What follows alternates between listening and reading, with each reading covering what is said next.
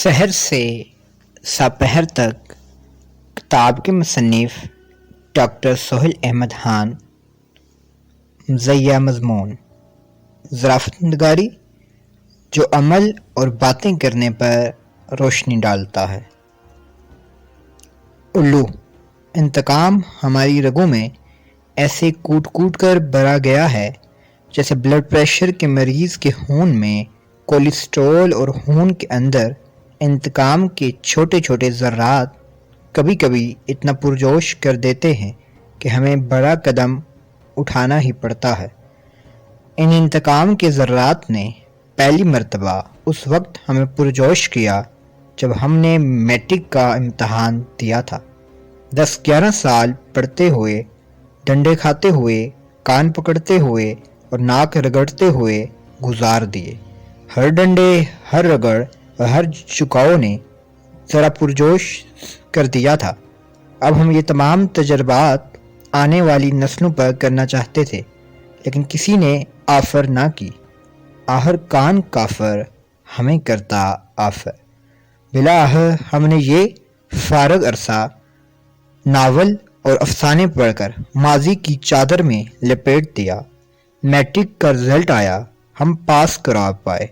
ابو کا دوست جو ہمارے امتحانی عملے کا سپرنٹینڈنٹ تھا، اس کا شکر ادا کیا جس نے ہمیں عزیز جانتے ہوئے ہمارے پیپر دینے کے لیے ایک الگ کمرہ دیا تھا.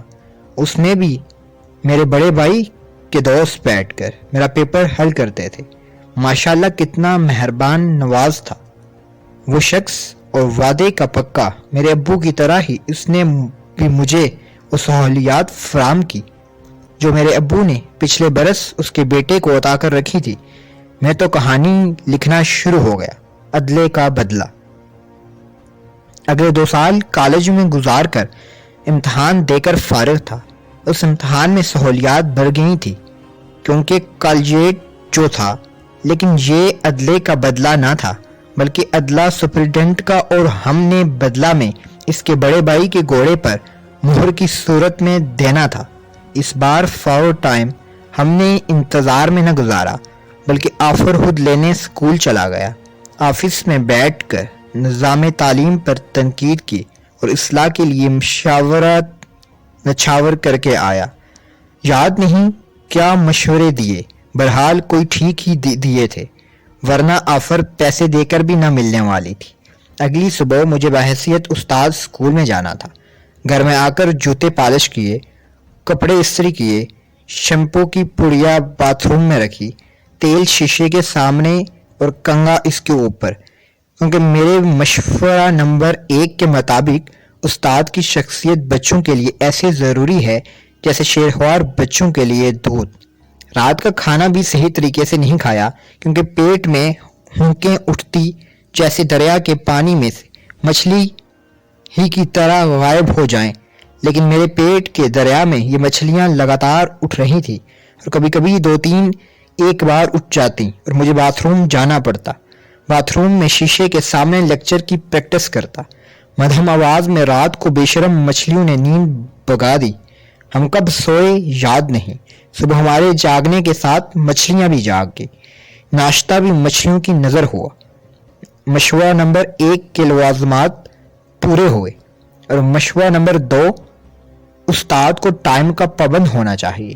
یاد آیا مچھلیوں نے دم ساد لیا.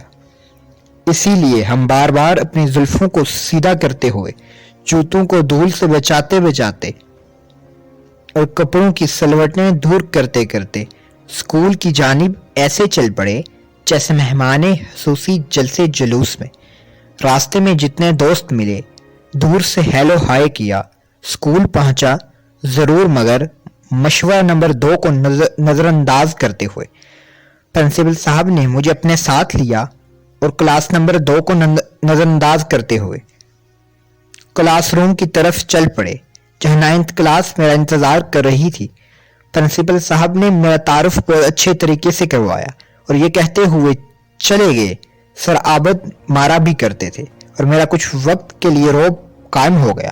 سب سے پہلے میں نے تقریر کرنا چاہی مگر زبان بھی بے وفا نکلی اور کانپنے لگی. میں کلاس پہلے گیئر میں ہنسی. میں آپ سے نا السلام علیکم کہہ کا بلند ہوا اور میں روب پاش ہو گیا. میرے حوصلے اور پست ہو گئے. کلاس کو چپ کروانا چاہا. کلاس خود بہت چپ ہو گئی. شاید میں روب کے آثار باقی تھے. میں نے تقریر کا فیصلہ ختم کیا اور کلاس سے تعارف لینا چاہا. ہاں جی، ایک آدمی کھڑا ہو جائے اور اپنا اسم شریف صاحب بتائے. ہلکا سا کہکا. میرا اشارہ کرنے پر ایک لڑکا اٹھا. اس نے تعارف کروایا. اسی طرح 2-3 اور لڑکوں نے تعارف کروایا. چوتھا جو لڑکا اٹھا وہ کچھ شرارتی نظر آ رہا تھا. اس نے اپنا کچھ نام بتایا اور کلاس ہنسنے لگی. مجھے نہیں پتا اس نے کیا نام بتایا تھا. میں تو کسی کا نام نہیں سنتا. ویسے ٹائم گزار کر نارمل ہونا چاہتا تھا. شاید اس لڑکے نے اپنا نام اپنے والد کی جگہ اور والد کا نام اپنی جگہ بتا دیا. کلاس نان سٹاپ ہنسے جا رہی تھی.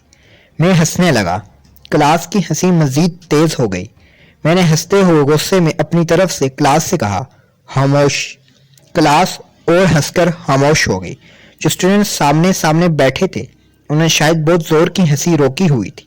البتہ کسی کونے میں سے پھس کی آواز آ رہی تھی. میں بہت نروس ہو چکا تھا. اب کلاس خاموش ہو گئی. میں نے اپنے آپ کو تھوڑا سا نارمل محسوس کیا. خدا کا شکر ادا کیا چونکہ میں اسٹوڈنٹ سے کتاب لے کر نہیں پڑھانا چاہتا تھا بلکہ میں نے خود کیمسٹری کے ایک ٹاپک کی تیاری کر رکھی تھی. وہی پڑھانا چاہتا تھا. یوں ہی میں نے کلاس کی طرف پیٹ کی. کلاس پھر ہنسنے لگی. میں فوراً کلاس کی طرف موڑا. کلاس پھر خاموش. تمام طلباء کی چہرے ہنس کر سر ہو رہے تھے. اب میں تھوڑا باروب دکھائی دے رہا تھا. میں نے کلاس پر ٹکٹکی باندھ لی اور ایک اسٹوڈنٹ کو حکم دیا کہ بورڈ صاف کرے. وہ جو ہی بورڈ صاف کرنے گیا کہکا بلند ہوا میری نظروں کے سامنے. یا خدایا، کیا اور کیوں ہنس رہے ہیں؟ میں نے کلاس محکوم طالب علم جو بورڈ صاف کر رہا تھا اس کی طرف دیکھا. وہ تو سیریس ہو کر بورڈ صاف کر رہا تھا. غور کرنے پر اتنا ضرور پتا چلا کہ اس نے بورڈ ابھی صاف کرنا شروع کیا. ضرور اس نے کوئی اشارہ کیا ہوگا. میں نے سوچا. بہرحال اب کلاس خاموش تھی.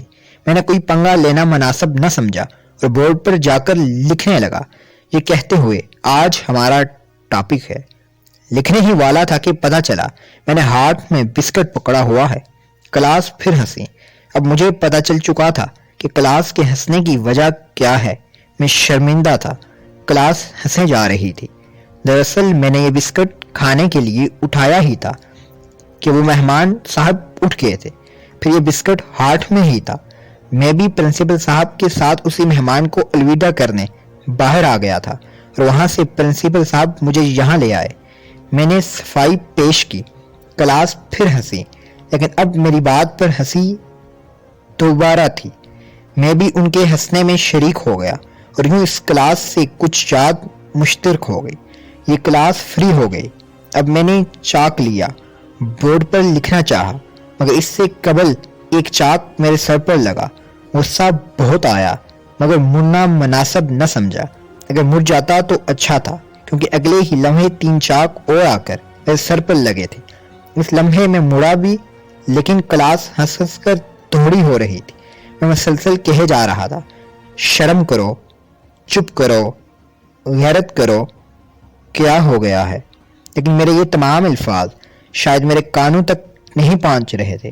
دانت بج رہے تھے.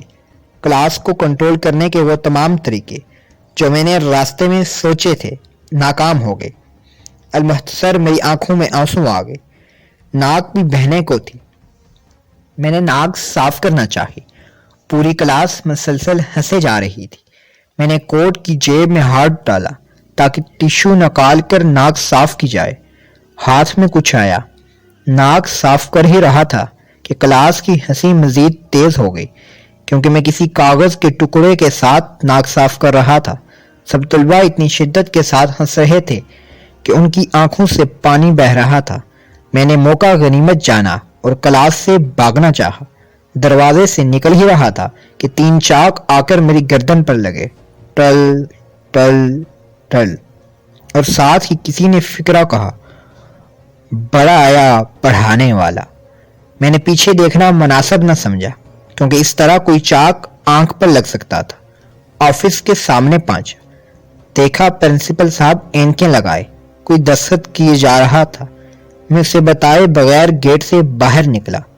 گیٹ سے باہر نکلتے ہوئے باقی ٹیچر میری طرف گھور رہے تھے اور بھاگ کر گھر پہنچا، کمرے کو کنڈی لگا لی۔